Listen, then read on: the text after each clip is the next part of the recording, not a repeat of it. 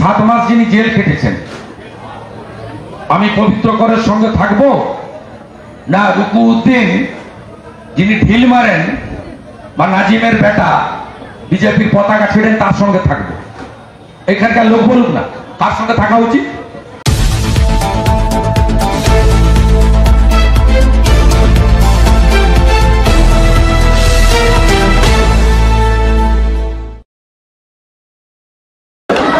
কারা একটা বলছিলেন না জিওর দাম নাকি মমতা ব্যানার্জি খেতে গেছিল বিয়ে বাড়ি, ওর কাছ থেকে উত্তর নিয়ে নেবেন।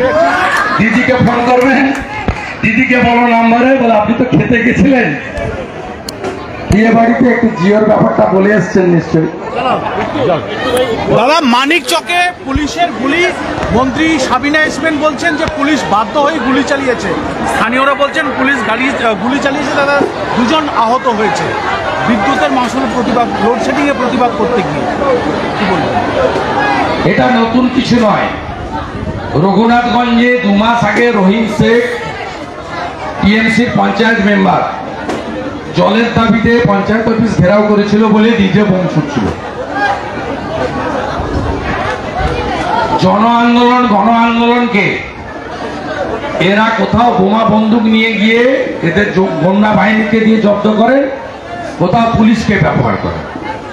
মানিক চকের ঘটনা অত্যন্ত নিন্দনীয় ঘটনায় আমরা প্রতিবাদ করছি এবং বিচার বিভাগীয় তদন্ত দাবি করছি।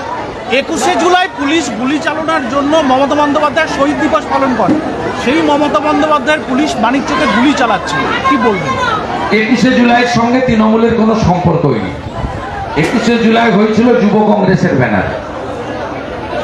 21শে জুলাই তৃণমূলের প্রোগ্রামই নয়। ও স্ন্যাচ করেছে, যেমন নন্দীগ্রামেরটা স্ন্যাচ করতে গেছিল, আমি থাকার জন্য পারি না। এখানকার আন্দোলন ভূমি উচ্ছেদ প্রতিরোধ কমিটি করেছে, কোন পার্টিকুলার রাজনৈতিক দল করে।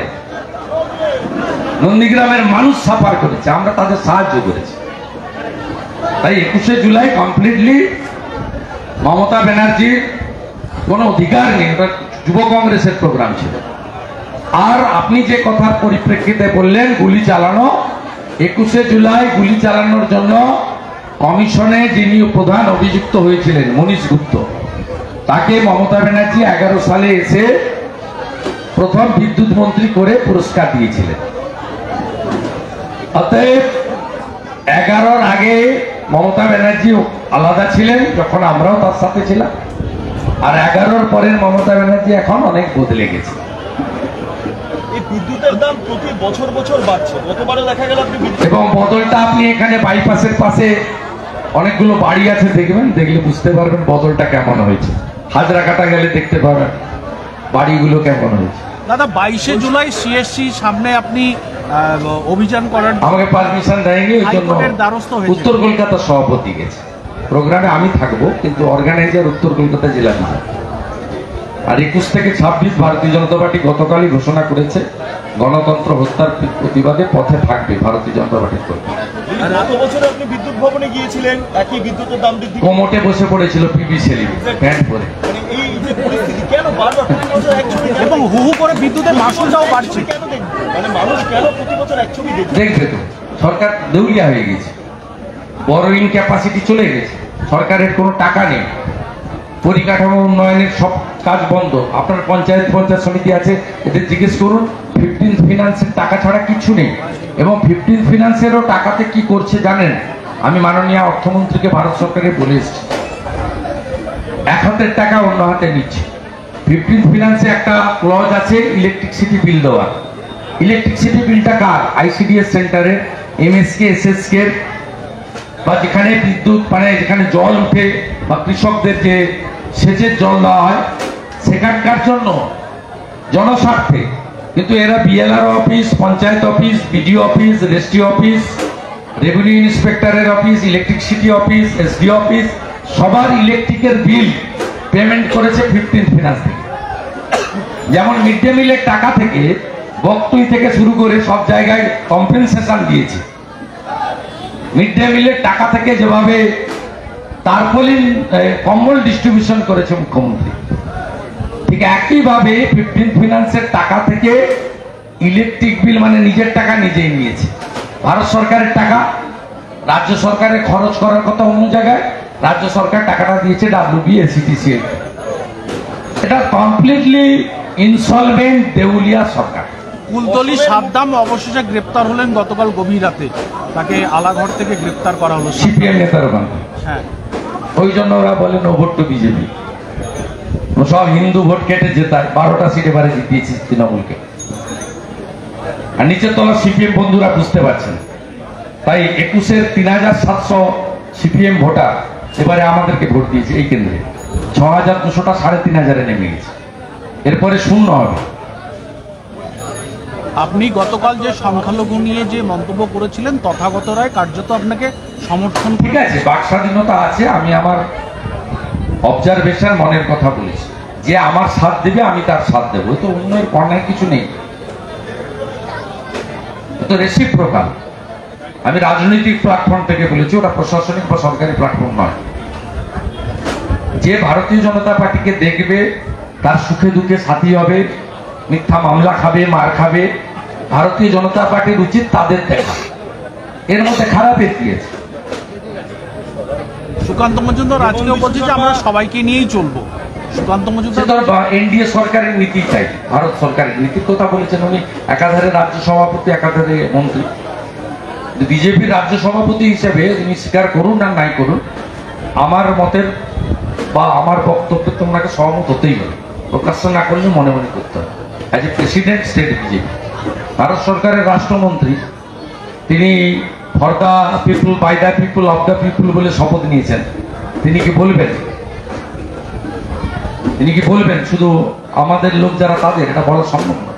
কিন্তু আমি আমার পলিটিক্যাল প্ল্যাটফর্ম থেকে বলেছি, আমি এই নীতিতে বিশ্বাস করি, এই নীতিতে কাজও করি। এটা কি এই নীতিতে আমি আমার নির্বাচন কেন্দ্র এই নীতিতে কাজ করি।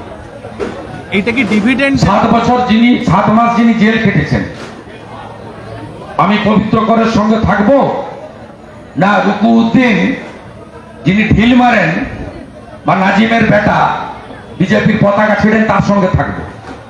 এখানকার লোক বলুক না তার সঙ্গে থাকা উচিত।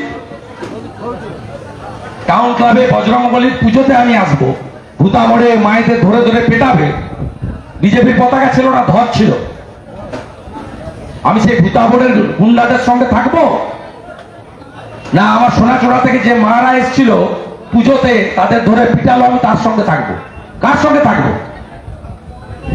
আমি জিতেছি, মমতা হেরেছে। টাউন ক্লাবে পেট্রোল বোম এসে যারা মেরে দিয়ে গেল, সাউদ্দিন শামসুল বাহিনী, বাইতুল বাহিনী, আমি তাদের সঙ্গে থাকবো? যে টানা টাউন ক্লাবের ছেলেদের সঙ্গে থাকবো যারা 26শে জানুয়ারি, 15ই আগস্ট বন্দে মাতরম বলেন, জাতীয় পতাকা তোলে? শুভেন্দুদা, হেমন্ত বিশ্ব শর্মা এই কার্যত একই কথা বলছে, অনুপ্রবেশের জেরে হিন্দু বাঙালিরা তারা কোনটাসা হয়ে পড়ছেন, তাদের অস্তিত্ব সংকটে পড়ে যাবে। এই রাজ্যে অনুপ্রবেশ, ওই জন্য তো 72টা জায়গা খোলা, রোহিঙ্গা ঢুকছে। যারা বংশ পরম্পরায় পুরুষের পর পুরুষ এখানে আছেন, সে হিন্দু হোক, মুসলিম হোক, অন্য সম্প্রদায় হোক, তাদের নিয়ে তো কোনো সমস্যা আমাদের নেই। যারা অনুপ্রবেশ করে ঢুকছেন তারা তো হিন্দুর জায়গাও নিয়ে নিচ্ছেন, মুসলিমের জায়গাও নিয়ে নিচ্ছেন। তারা তো হিন্দু রেশনেও ভাগ বসাচ্ছেন, মুসলিমের রেশনেও ভাগ বসাচ্ছেন। আমার বক্তব্যটা সেই জায়গায়, যারা অনুপ্রবেশকারী হিসেবে ঢুকছেন, হেমন্ত বিশ্ব শর্মার বক্তব্যকে পূর্ণ সমর্থন করি। 72টা জায়গায় বাংলাদেশ সীমান্তে বিএসএফ কে কাঁটা তারের বেড়া লাগানোর জন্য মমতা ব্যানার্জি জায়গা দেয়নি কেন? পশ্চিমবঙ্গটা দিয়ে গেছিলেন শ্যামাপ্রসাদ মুখার্জি দেশভাগের বিভীষিকাময় যন্ত্রণা নিয়ে, যাতে হিন্দুদের ঘর ছাড়া হতে না হয় ভারতে থাকার জন্য। আর এখন পশ্চিমবঙ্গটাকে ভারতের বাইরে বের করে নেওয়ার চেষ্টা হবে। আমাদের ধনসম্পদ, বাড়ি ঘর, জামা কাপড়, ভালো থাকা কোনো মূল্য আছে? আমাদের যদি দেশ ছাড়তে হয়, আমরা তো ওই 2 বছর আগে ইউক্রেন রাশিয়ার যুদ্ধে দেখেছি, সব ফেলে দিয়ে 70 লক্ষ ইউক্রেনিকে পোল্যান্ডে পালাতে হয়েছে। আর উদ্বাস্তু হব না, মোদিজিকে ছাড়বো না। দাদা, দীর্ঘ 18 বছর